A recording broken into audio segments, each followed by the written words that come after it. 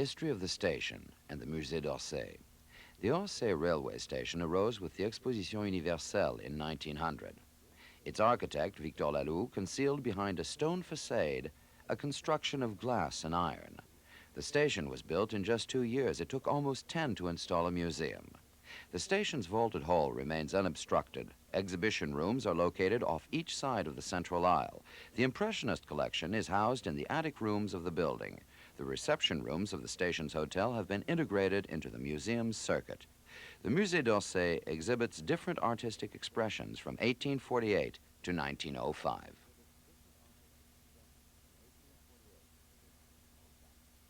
(1848). The last of the French revolutions brought about the fall of Louis-Philippe. The barricades were lifted. Celebrities of the happy medium. Daumier, fighting for the Republic, made fun of the supporters of the July monarchy. These portraits of members of Parliament typify universal attitudes.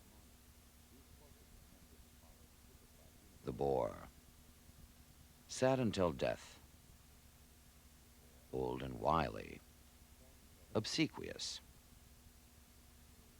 Daumier began his career as a painter around the age of 40. During the competition organized in 1848 to celebrate the fall of the monarchy, Daumier proposed that the Republic feed and educate her children. A monumental work stirs us with the warm tones of rusts, browns, and the green of the little bonnet of the Revolution.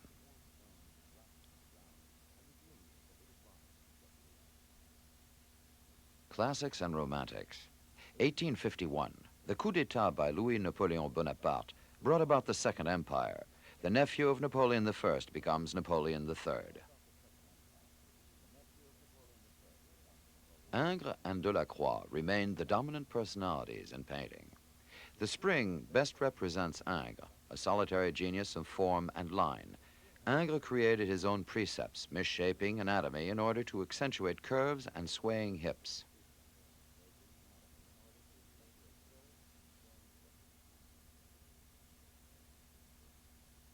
Sappho, marble by James Pradier, conforms to traditional rules in the clothing and the face. The subject and the melancholic attitude add a touch of romanticism.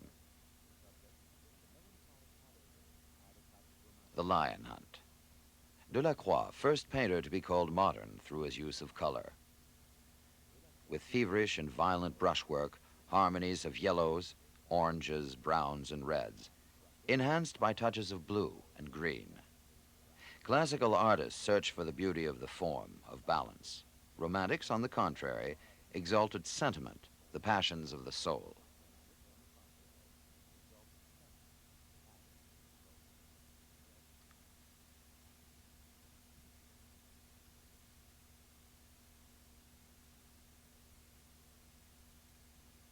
This was Rude's approach in Spirit of the Nation, central figure of the group called Departure of the Volunteers of 1792 for the Arc of Triumph.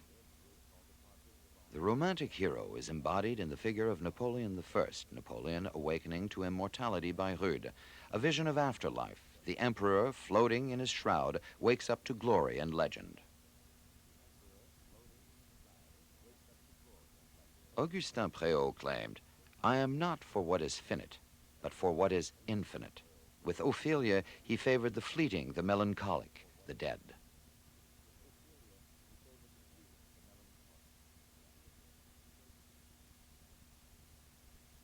Eclectism. Under the Second Empire, two great trends prevail: realism and eclectism. Composite art enriched by references, by souvenirs. Eclectism borrowed from antiquity, from the Middle Ages, and from the Renaissance. The Salon of 1863. Enchanted by the idealized nude, Napoleon III bought The Birth of Venus by Alexandre Cabanel. Ingres' influence is seen by the swaying hips of this Venus, which aroused vicious remarks by Jean-François Millet. "I have never seen anything so appealing to the passions of bankers and stockbrokers." In sculpture, the return to antiquity was of archaeological precision, as seen with Cornelia, Mother of the Gracchi by Cavalier. The Gothic style inspired architects, as witnessed by this anonymous project of a parochial church. Viollet-le-Duc studied the Middle Ages, rebuilt castles and churches. Architects also designed models for religious furniture. This mirror and chest by Froment-Meurice, created for the Duchess of Parma, evoking the Gothic troubadour style, is associated with many other influences. Islamic, Renaissance, and Baroque.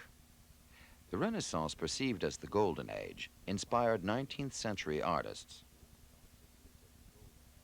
In reaction to mechanization, Avisot applied the processes of Bernard Palissy. He modeled, painted, fired, and sold his own pieces.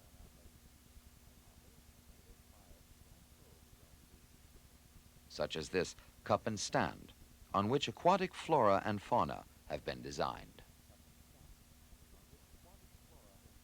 Veronese inspired Thomas Couture's Romans of the Decline, an ambitious painting full of brilliance and virtuosity.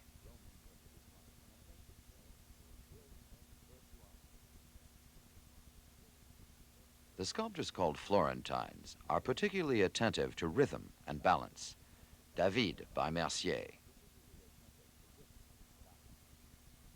Winner of the Cockfight by Falguière reminds us of Greek and Renaissance bronzes.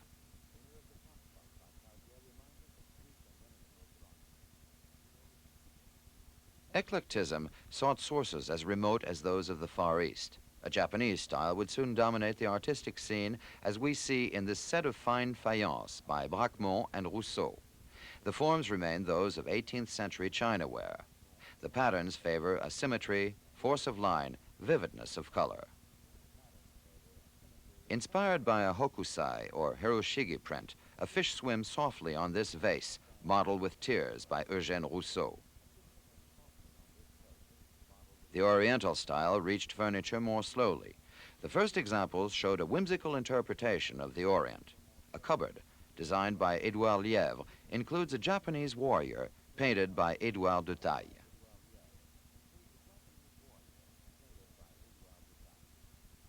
Carpeaux and the opera. Jean-Baptiste Carpeau's first group, Ugolino, was inspired by the Renaissance. The young Carpeaux, influenced by Michelangelo, chose to illustrate one of the episodes of the Divine Comedy. The Second Empire. Paris became a huge building site. Napoleon III wanted the city to become a modern capital and appointed Baron Haussmann préfet de la Seine. The photographs of Professor Orsay give us a nostalgic picture of Paris before Haussmann. And Paris grew fountains. Carpeaux executed for the Observatoire Gardens the four parts of the world.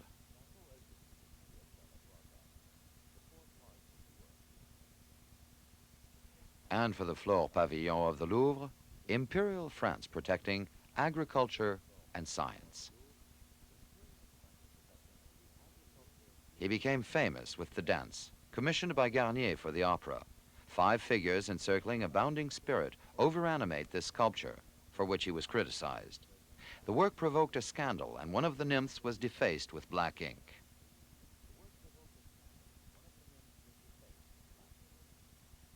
Charles Garnier, still unknown, won the competition for Paris's new opera house. The architecture of the opera expresses the diversity of this period, but its large maquette shows the rationality of the architect, a series of roofs indicating the foyer, the hall, the stage, the offices.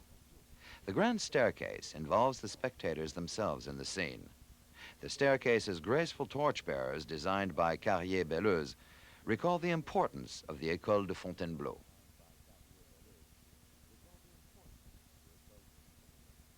Realism. In the 1830s, paintings underwent transformation with Corot and the Barbizon group. Theodore Rousseau, Charles d'Aubigny, and Diaz de la Peña moved to Barbizon, bordering the Fontainebleau forest. The group introduced landscapes as a major theme and the habit of painting outdoors. The Footbridge by Theodore Rousseau shows the last style of the painter, preceding Impressionism.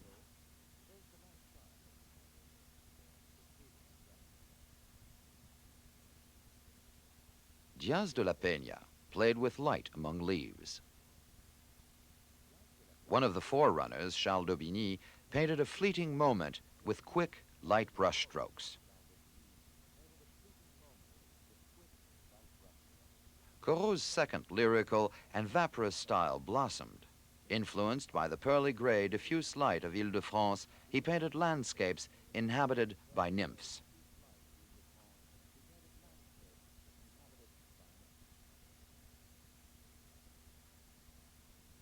In 1849, Jean-François Millet joined the Barbizon group. He painted peasants, the beauty and simplicity of their daily life. The gleaners, whose sculptural forms, enclosed in heavy worn clothing, are rendered by mute tones, but with bright pinks and blues. The Angelus depicts two monumental immobile figures drawn with vigor and simplicity.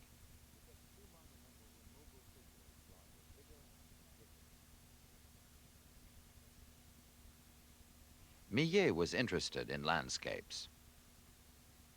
He executed spring, full of violent lyrism, fresh and vivid colors, a rainbow, sudden bursts of nature.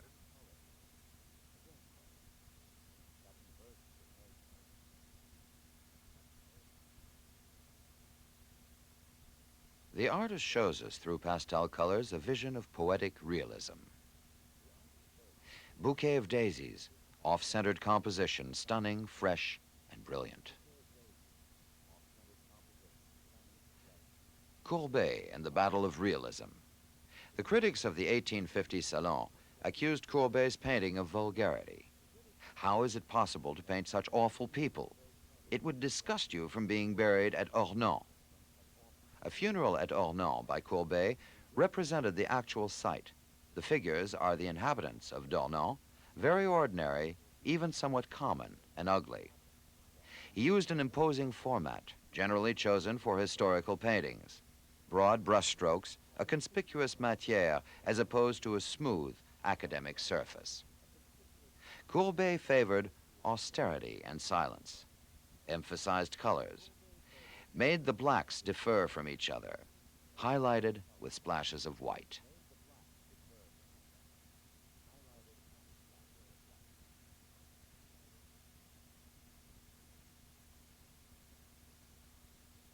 The Exposition Universelle of 1855. While Ingres and Delacroix were receiving praise, the artist's studio presented by Courbet was refused.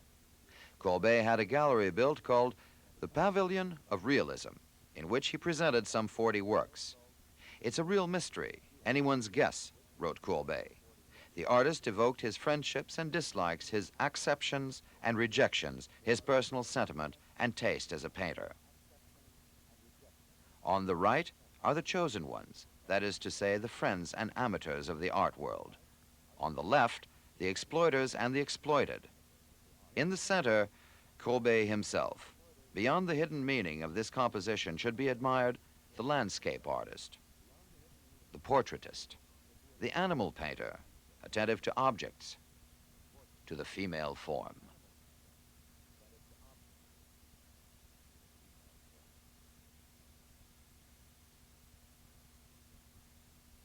The cliffs at Étretat after a storm, a landscape without a human figure or anecdotal detail, explains the Impressionists' admiration for Courbet's use of light. Orientalism. Realistic observation is also found in artists who traveled to the Orient. The Sahara, by Gustave Guillaume, an awesome image of the desert. Léon Belly's Pilgrims on their way to Mecca, a huge success at the 1861 Salon due to a caravan heading directly at the viewer. The sculptor Charles Cordier rediscovered polychromy and represented a Sudanese Negro individualized in the most authentic costume.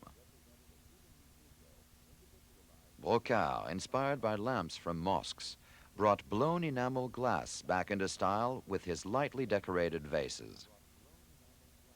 Photographers were also fascinated by the Orient. Maxime Ducamp traveled with Gustave Flaubert, whom he photographed in Cairo around 1849. Scientific expeditions, such as that of the engineer Félix Thénard, discovered monuments of Egypt and Nubia, such as the temple of Medinet Abu.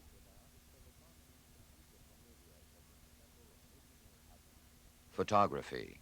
Photographic collections present the great photographers like Nadar, making the portrait of a West Indian woman around 1855, or capturing the mobility of expression of the mime de bureau as in fright or surprise.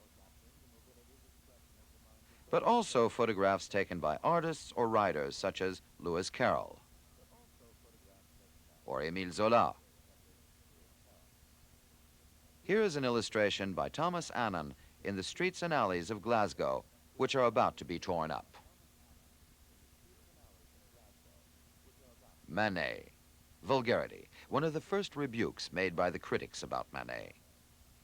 Judged as obscene, Luncheon on the Grass was refused by the jury of the 1863 Salon. At the same time, Napoleon III bought The Birth of Venus by Cabanel. The jury's discrimination was such that the emperor decided to open another salon, instantly known as Salon des Refusés. Although steeped in the old master's style, Le Concert Champêtre by Titien, Luncheon on the Grass shocked as much by its free, simple structure and strong colors as by the subject matter. The landscape is hardly evoked. The figures are very obviously posing. The 1865 Salon. The scandal was even greater with Olympia. Olympia, a richly kept courtesan, not an odalisque or a Venus. Her body, ruthlessly depicted, aroused violent commentary. Who is this odalisque with the yellow belly? A vile model picked up God knows where. The blacks and whites, reds and greens screech hideously on the canvas.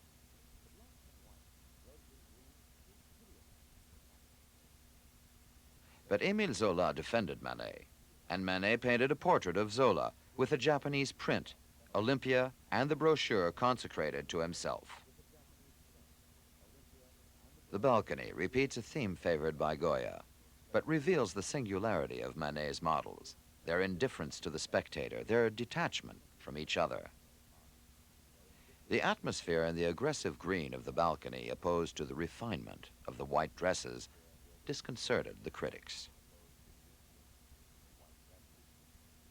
Influenced by his Impressionist friends, Manet lightened his palette. On the beach, a harmony of grays and blacks for Madame Manet, for Eugene the artist's brother, and ultramarine and emerald green for the sea, stormy and distant. Manet made friends with Stéphane Mallarmé, the symbolist poet. Charm, elegance, a refined intellectualism united them.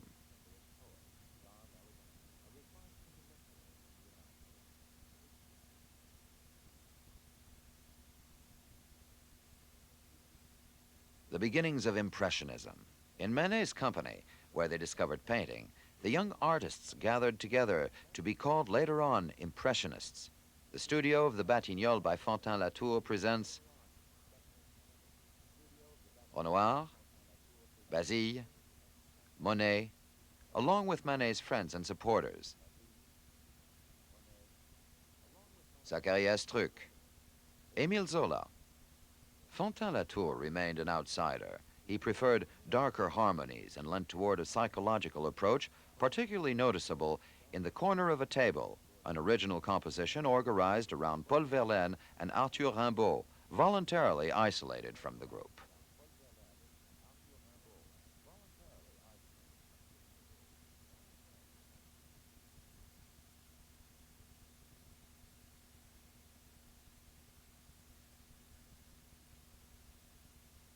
Pre-Impressionism. Impressionism was preceded by the work of Eugène Boudin or Johann Barthold Johnkind, who shows himself going out to paint. The Normandy coast, with its cloudy, changing skies, its vibrant luminosity, inspired Eugène Boudin. He painted the beaches of Deauville and Trouville, very much in fashion at the time, rendering the fleeting aspect of a summer day, endeavoring to transcribe the effects of light.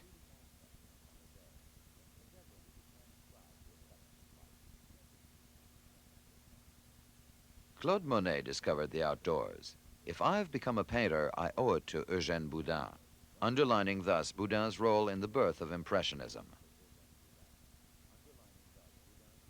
Monet met Renoir, they became fast friends. Portrait of Claude Monet by Renoir. Frédéric Basile, then Alfred Sisley, joined up with them. Luncheon on the Grass. This painting is going to make a lot of noise at the exhibition, wrote Frédéric Bazille, who painted with Monet at Chailly, at the edge of the Fontainebleau forest, and posed for several of the figures in Luncheon on the Grass. Monet created it as an homage and a challenge to Edouard Manet. Painted in his youth with authority, it demonstrates mastery of figure rendition and taste for contrasts of light. Monet did not finish this composition.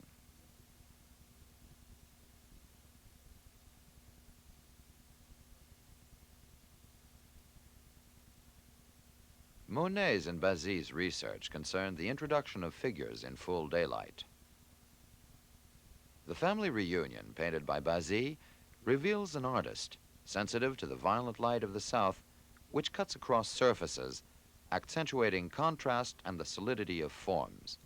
The composition and the tone reveals Manet's and Monet's influence, shown by the light, which transforms the color of the clothing and the ground. Bazille died too soon in 1870, aged 29, during the Battle of Beaune-la-Rolande. Woman in a Garden. Monet united figures and landscapes. Painted entirely out of doors, this canvas preserves the spontaneity and liberty of its sketch. Refused at the 1867 Salon, the painting was defended by Zola. One must really love contemporary life to have achieved such a feat. Fabrics divided by shadow and sunlight, well-dressed ladies on a lawn carefully raked by a gardener. Such a strange effect.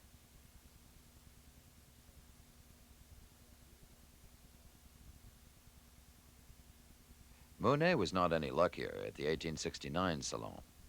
His Magpie, a landscape, glistens with sunshine, breathtaking with its different tones of white and strange atmosphere.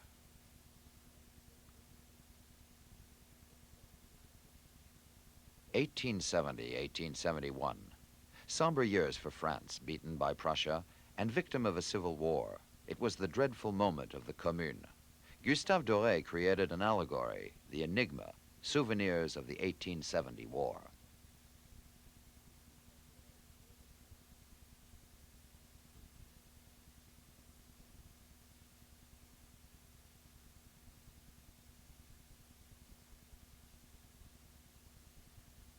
The blossoming of Impressionism.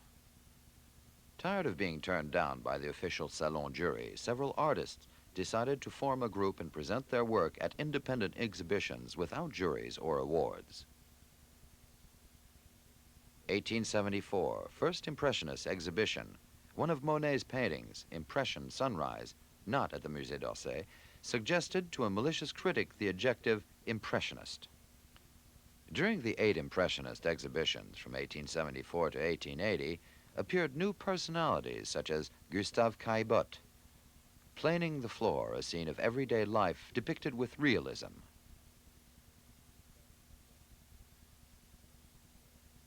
Monet settled in Argenteuil.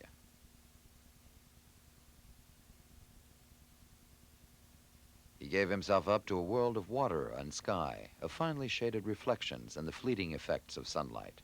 The fragmented brush strokes of sailboats in Regatta at Argenteuil intensifies the sparkle of the colors and brings to life the shimmering water. Wild poppies, the vibrant atmosphere of a summer day. Monet was also drawn toward urban scenes and painted the Saint-Lazare station. Zola wrote, "One can hear the rumble of trains rushing in and see the smoke roll under the vast hangars. Our artists must find poetry in stations just as their fathers did in forests and rivers." The Rue Montorgueil, rapid brushstrokes, brilliant and gay colors, flags waving, crowds, wind, hubbub, confusion, excitement, Manet's joy in painting. Renoir, painted here by his friend Frédéric Bazille, devoted himself to the human figure. 1876, second Impressionist exhibition. Dancing at the Moulin de la Galette irritated the critics. The figures are dancing on a ground resembling those purple clouds that obscure the sky on a stormy day. Renoir preferred to study the reflection of light and the colored shadows of figures in movement.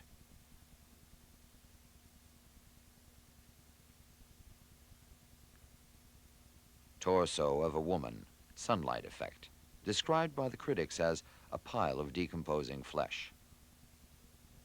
Camille Pissarro, who settled in Pontoise, preferred landscapes.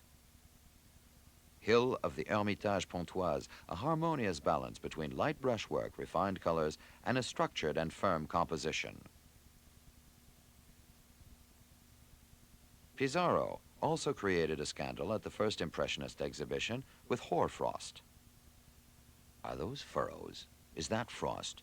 No, just dabs from a palette stuck on a dirty canvas. It's complete nonsense. No up or down, no foreground or background.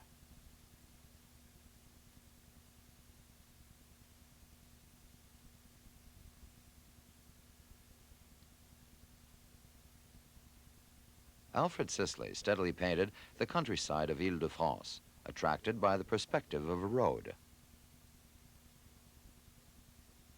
or by the melancholic scene of a village transformed by water, as in Flood at Port-Marly. Edgar Degas, an independent artist, exhibited with the Impressionists for the sake of freedom for painters. The Bellelli family, a monumental work. These portraits in an interior represent the artist's aunt, Laura Bellelli, and her husband, Gennaro, and Giovanna, and Julia, their two daughters. This simple composition is enriched by perspectives widened by a mirror. The tones are dark and refined, in a scale of blacks and whites.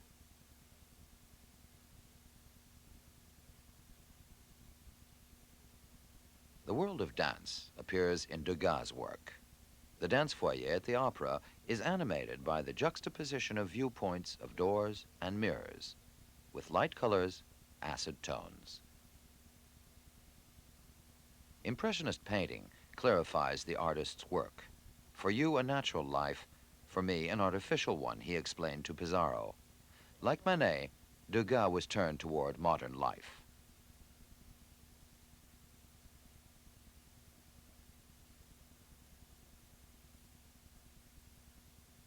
At the Café, known as Absinthe, an off-center composition with the fluid perspective of tables in the foreground. Fascinated by the violence of artificial lighting, in this pastel, Degas dressed the dancer with a bouquet bowing in flamboyant acid colors. Racehorses in front of the grandstands. The racecourse permits the rendering of highly colored jockeys' blouses. The horses' coats, damp and shining, motion caught almost off balance.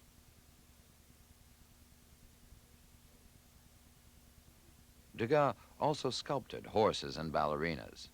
The little dancer of 14, with real hair on her head, wearing a tutu and ballet slippers, was presented during the Impressionist exhibition of 1881. His pastel, The Tub, presents a plunging view, foreshortening, light and color enhancing the velvet of the woman's flesh.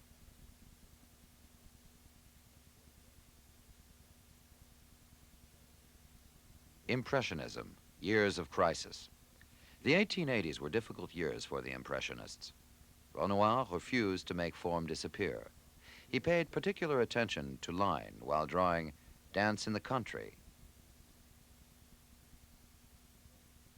and Dance in the City. Each scene is individualized by a simplified composition and clearly defined contours.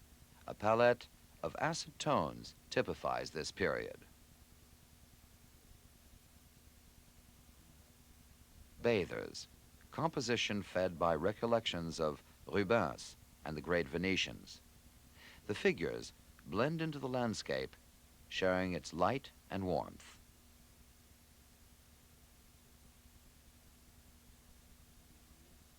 At Giverny, Monet fell under the spell of light and color.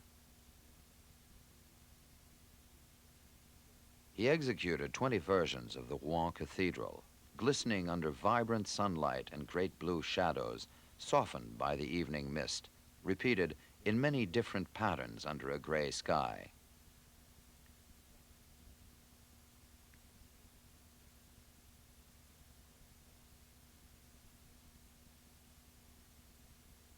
And at Giverny, the artist created his own garden, little by little.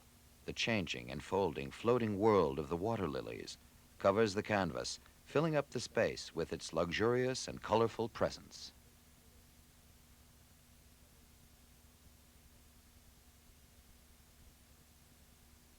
Paul Cézanne.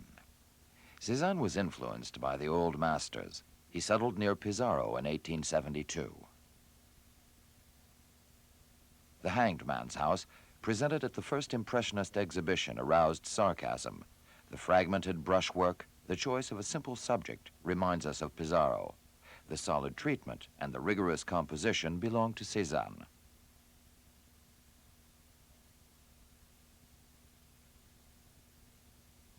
With Lestac, the artist asserted his conception of space, landscape cut into 3 zones, separated by contrasting colors. The Bathers. The painter integrated the figures into the landscape and exalted the harmony of man and nature with his use of blue and greens.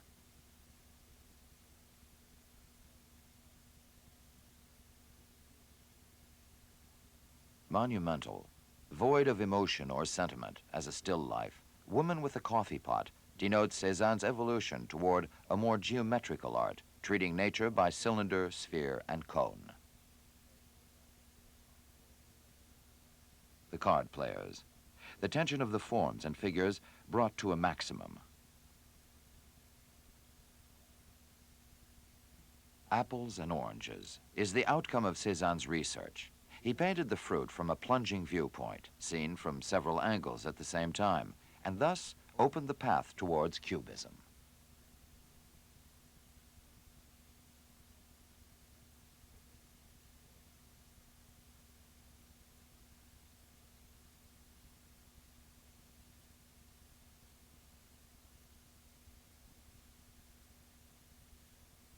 Vincent van Gogh. The life and work of Vincent van Gogh were intimately mingled. His first period in Holland was somber, as illustrated by Peasant Woman Near the Hearth. In 1886, Van Gogh arrived in Paris, where his brother Theo was already living. He encountered the Impressionists and lightened his palette. The Italian Woman, simplified composition without shadow or perspective, off-center, rendered with intense flat colors with strong brush strokes. In 1888 at Arles, Vincent discovered the light and heat of the South. The arrival of Gauguin, whose painting Vincent greatly admired, inspired him to outline the forms of vivid colors, applying them with a brutality that leads to distortion and caricature. The dance hall at Arles. After a violent rupture with Gauguin, Vincent cut off his ear in a fit of madness. Interned at the hospice, he painted his bedroom at Arles. Everything is left up to color, strident. The dizzying perspective is in contrast with the orderliness of the room.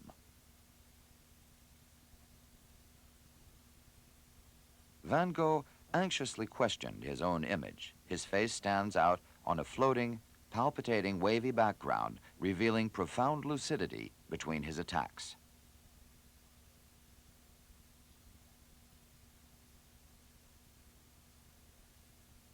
His last stay took place at Auvers, where Dr. Gachet looked after him and most of all admired, respected, and acknowledged his work. The peaceful church of Auvers is dramatically composed with changing and revolving forms, sumptuous, expressive colors. In extreme solitude, Van Gogh decided to shoot himself.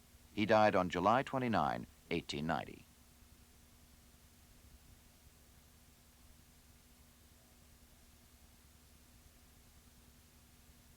Neo-Impressionism.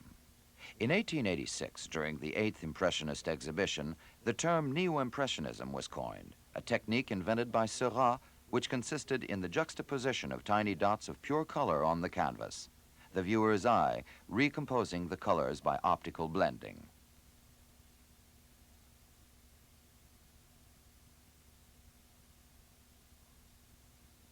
The nude model in the 3 sketches for the models by Seurat seems to be composed only of air and light, yet without losing form. This technique developed in opposition to Impressionism and the disappearance of forms. His last work, The Circus, suggests the joy and excitement of the show with the use of ascendant rhythms of red and yellow. The spectators, placed on the horizontal line of the tires, evoke calm and stability in tones of yellow and violet. Paul Signac, the red boy, is treated with larger brush strokes and vivid color, decomposed in many reflections.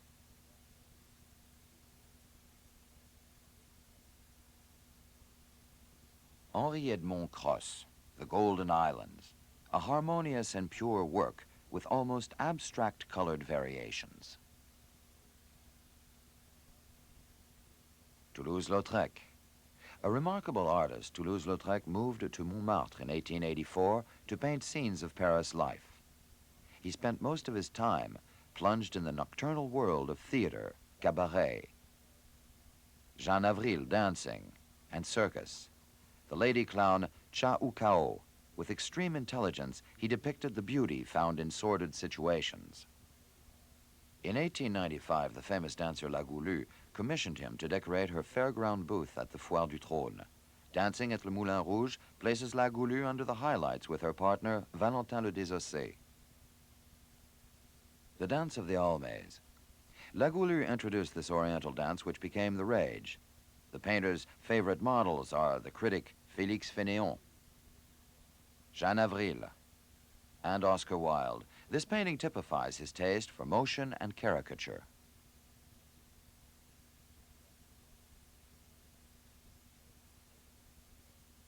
Paul Gauguin. Paul Gauguin found success during the Impressionist exhibitions. In 1880, he decided to paint every day. His life was split between two extreme poles, Brittany and Polynesia.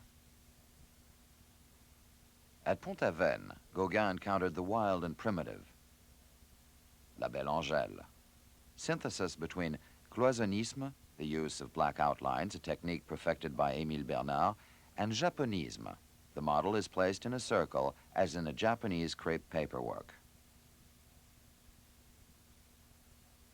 In 1891, Gauguin left for Tahiti. Idle life, women with serene and ample forms, highly colored surroundings, mystery of the Maori legends came together as the fulfillment of a personal style. Aria Ria is remarkable in the stylization, the simplification of forms, the pure and arbitrary colors, the absence of relief.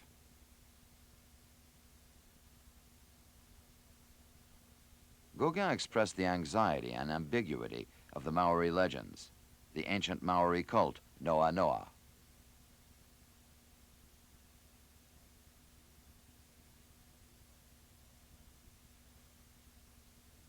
When Gauguin returned to Pont-Aven in 1894, his Breton peasants take on the physical type and color of Tahitians in a synthetic and monumental composition.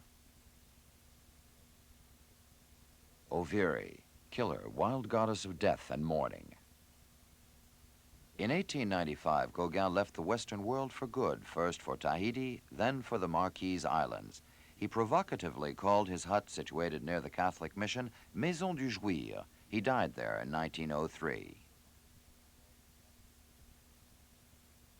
The group of Pont-Aven. In Pont-Aven, Gauguin met Émile Bernard. Together, they elaborated the techniques of cloisonnisme and synthétisme, suggesting forms without analyzing them, circling them with a heavy black line, keeping only the essential without regard to detail. Madeleine in the Bois d'Amour by Émile Bernard is like a recumbent statue with large limbs in the middle of a forest of columned trees. Émile Bernard, Harvest by the Sea, an evolution towards a more geometric art influenced by Cézanne. Gate with Flowers, influenced by Gauguin, Paul Sérusier painted stunning cloisonné canvases. Paul Sérusier, The Shower, with its subtle and flat tones, evokes the atmosphere of the nabbies.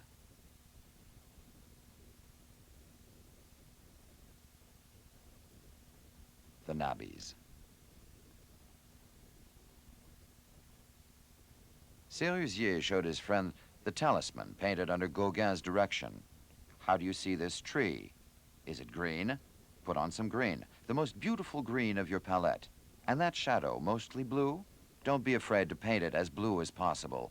The landscape leans toward abstraction, juxtaposing pure colors. These young artists, Denis, Bonnard, Vuillard, gave themselves the name of Nabi, prophet in Hebrew, and constituted the avant-garde of the last part of the century. Pierre Bonnard, dubbed as the Nabi Japonard, executed in 1891 4 panels, Woman in a Garden. The format, the sinuous drawing, the arbitrary cutouts allowing trees, leaves, or branches to divide the canvas confirmed the admiration of the artist for Japanese art.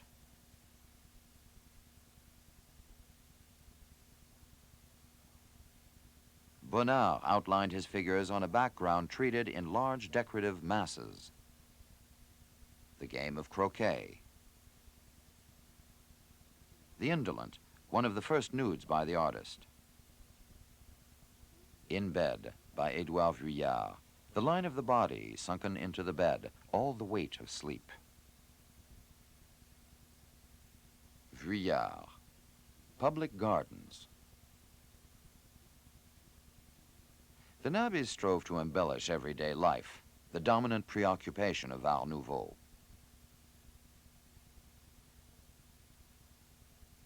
Moise Denis' The Muses, in their stylized forms, accentuate the decorative aspect with the use of arabesques, the emphasis on the leaves of the chestnut trees, and by his palette of dull and deep colors.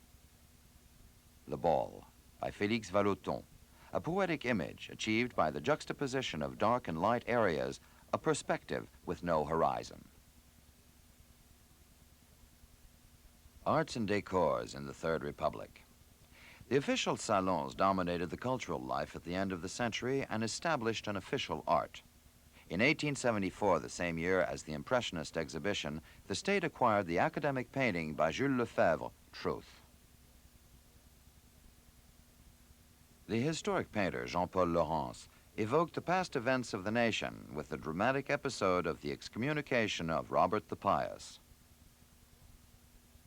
Fernand Cormon specialized in prehistoric scenes. Cain, the highlight of the 1880 exhibition, which illustrates a poem by Victor Hugo. Jules Bastien Lepage painted with clarity and freedom, influenced by Manet and his friends. Haymaking established him as a naturalist and one of the best representatives of official paintings. Sculpture returned to a realistic style, swept along by the talent of Jules Dalou. He took part in the Commune and fled to England.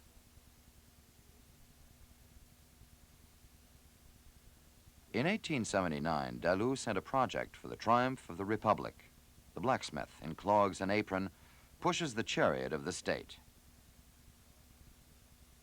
Constantin Meunier, stevedore, from Antwerp Harbor, symbol of force, rendered with dignity and monumentality, raised to the level of a mythological hero.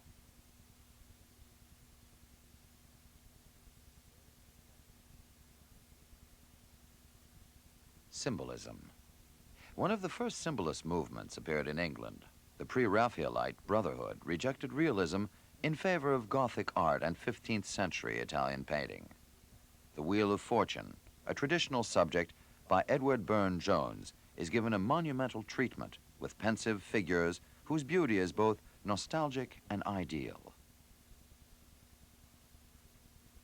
Meanwhile, in France, Gustave Moreau, attracted by the strange and precious, is remarkable for his young girl from Thrace carrying the head of Orpheus. The myth of Orpheus illustrates the immortality of the artist with relation to creation and becomes one of the favorite themes of the symbolists. Puvis de Chavannes, the poor fisherman, repressed empty emotions, absence of movement, in a timeless landscape.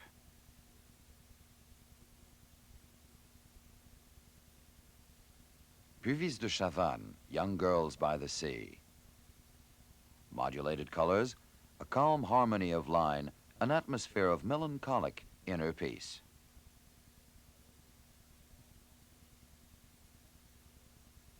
Confronted by dreams and the unconscious, Rodin expressed his deepest feelings with monstrous creatures such as the smiling spider. In 1890, preoccupied with color, he executed Eyes Closed. It is the striking color of Rodin's pastels that best translate his ambiguous and fantastic visions, the Buddha. Landscape is also a theme chosen by the symbolists. Arnold Böcklin's Diana's Hunt, Pelizza da Volpedo's Broken Flower,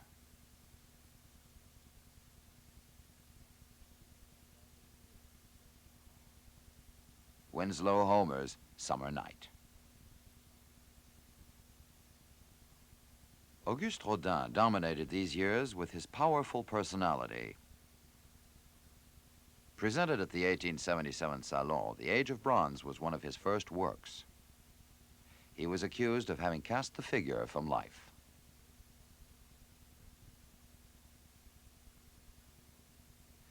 Rodin executed The Gates of Hell, inspired by the theme of the Divine Comedy. The work is composed of many individual pieces and became a repertory of forms for the sculptor.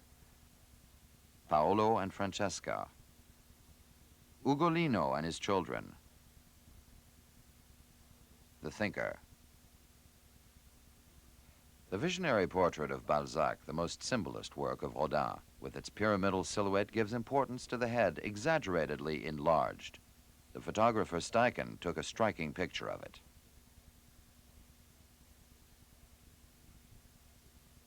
Symbolist portrait of Camille Claudel, Thought, by Rodin.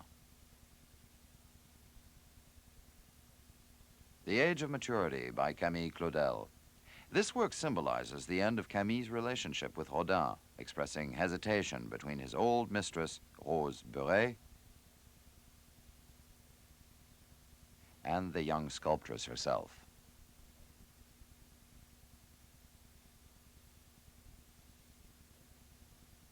Viollet-le-Duc. For architects in the second half of the 19th century, architecture and interior decorating were closely knit. Viollet-le-Duc, in his work The Story of a House, suggested to execute inexpensively wall hangings painted on a canvas with the warm, velvety tones of tapestries. In 1868, Conversations about Architecture by Viollet-le-Duc set the foundations for modern architecture and became an Art Nouveau Bible for architects from Guimard to Sullivan. Another source of Art Nouveau comes from Ornamental Studies by Ruprecht-Robert, entitled Flore Ornementale, of which Sullivan as well as Grasset owned a copy.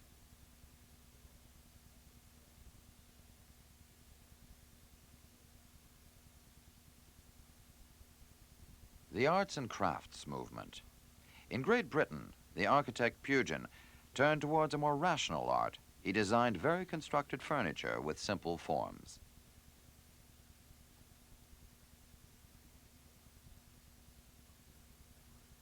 The artists of the arts and crafts movement were faced with many economic problems. How could the revalorization of craftwork be reconciled to industrialization? William Morris created the firm Morris and Company. In this framework, the architect Phillips Webb executed this model of a table, austere and uncluttered.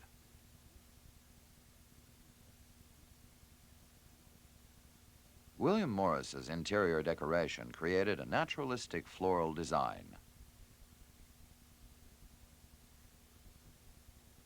Working for industry, Christopher Dresser executed models in silver of extraordinarily modern conception, intent on the purity of form.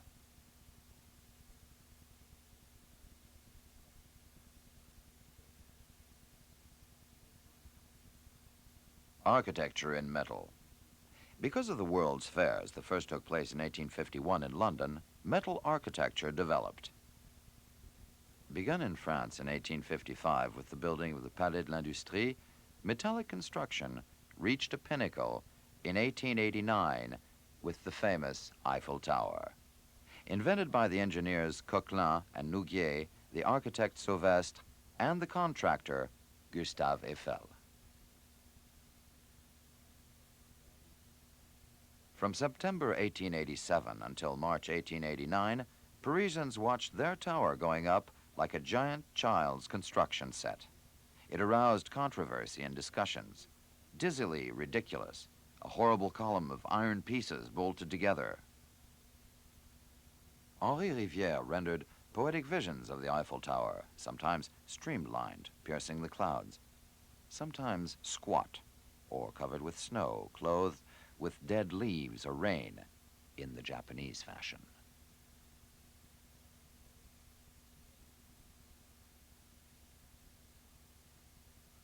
Art Nouveau, dynamism and abstraction.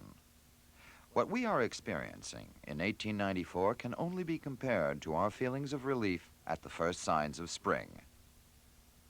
This renaissance, expressed by Henri van de Velde, one of the founders of the Style Nouveau, was devoted to the need for original expression in architecture, as was also the case in decorative arts, and appeared in the 1880s.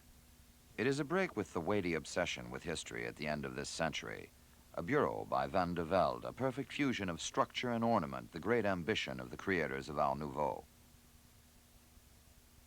In France, Hector Guimard gained a reputation in the extravagant design of buildings, sometimes just within the limit of balance. The Castel Béranger, an apartment building 16 Rue La Fontaine in Paris, won him a prize at the first competition of facades organized by the city in 1898. Wall feature in the shape of a fireplace by Guimard. Vegetation forms are transformed into abstract rolls.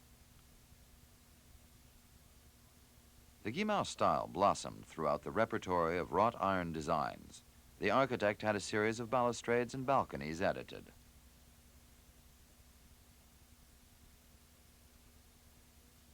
Art Nouveau, School of Nancy. In Nancy, a group of industrialists and artisans joined together at the instigation of Émile Gallet. They confirmed the principle of unity of art, making nature the sole source of creation. Émile André, Eugène Vallin, Jacques Gruber created a salon for François Vaxeller's drapery and fancy goods stores in Nancy. Louis Majorel underlined a piece of furniture's construction by reinforcing its harmony by applying gilded bronze orchids at each angle. Émile Gallet, glassworker, ceramist, and cabinet maker, studied botany with passion. This flower holder, in an unusual manner, combines light, linear Japanese motives with European landscapes. Gallet added a painted decoration, enamel and gilt, to crackled and blown glass.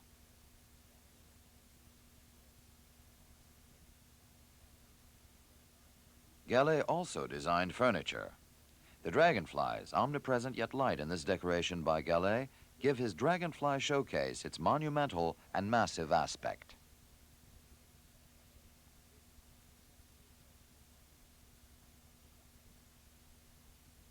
Art Nouveau, goldsmiths, ceramists, and sculptors. Jewelry and ceramics offered a vast field of research for Art Nouveau. René Lalique mounted together a subtle variety of precious gems and engraved enamels, with horn, ivory, glass, creating fineries inspired by naturalism and symbolism. Eugène Grasset designed jewelry qualified as Merovingian. His symbolistic, enigmatic apparitions were presented at the 1900 Exposition Universelle. Eugène Feuillatre played on the translucency of enamel work in this bonbonnière with dragonflies, a masterpiece of lightness.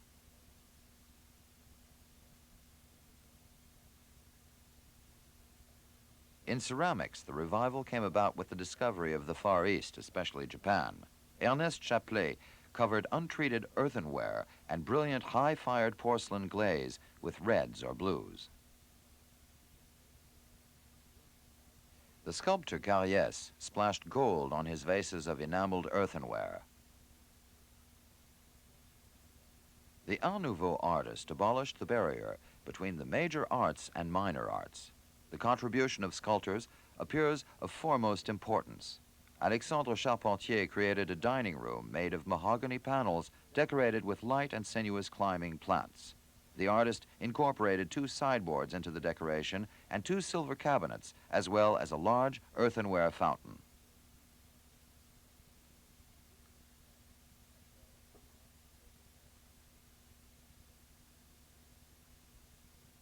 Glasgow, Vienna, Chicago. Art Nouveau, diffused through exhibitions, takes on a linear form in Scotland with Mackintosh and a more geometric abstract form in Germany and Austria. Mackintosh arranged interiors of great purity. The furniture designed for House Hill in Glasgow demonstrates this simplicity. The furniture is painted in white, the decoration reduced to a juxtaposition of squares. The Austrian architect Hoffmann discovered Mackintosh. He created with Koloman Moser, Joseph Olbricht, and the painter Klimt the Secession Group. The inkwell tray by Moser reflects the severe modern shapes of the crafts created by the Secession. As early as 1850, Michael Tournay launched the manufacture of bentwood furniture, inexpensive, solid, comfortable, with simple designs in response to the need for mass production.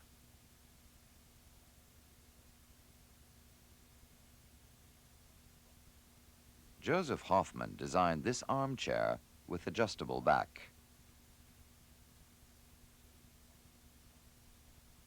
Adolf Loos, these chairs for the Café Museum in Vienna.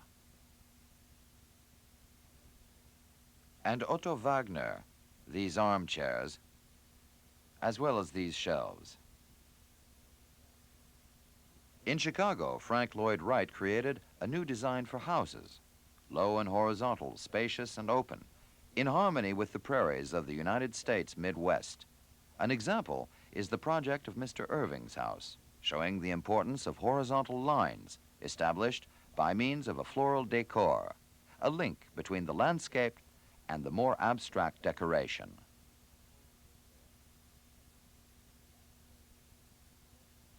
The rung-backed chairs are used as screens and to partition off rooms.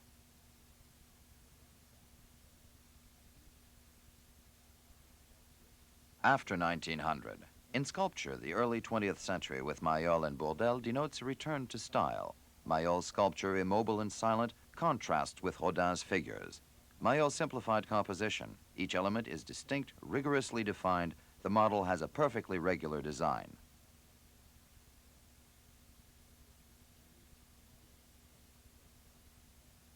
Antoine Bourdelle turned back to Greek archaism. His Hercules is a superb example of the ability to produce a rhythmic variation of stillness and tension.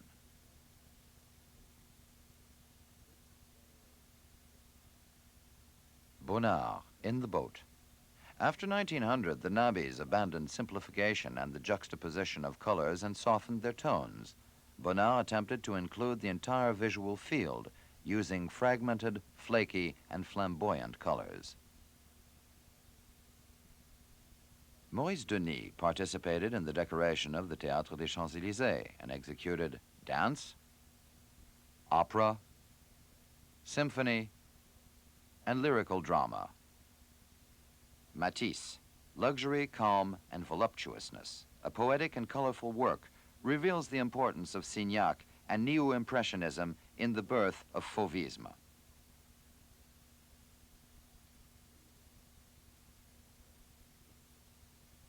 The bridge at Charing Cross.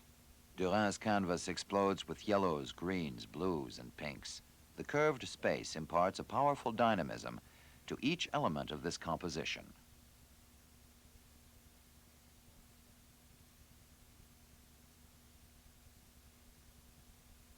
Summer Night at Arsgaardstrand is linked to symbolism. The Norwegian Edvard Munch was the precursor of Expressionism.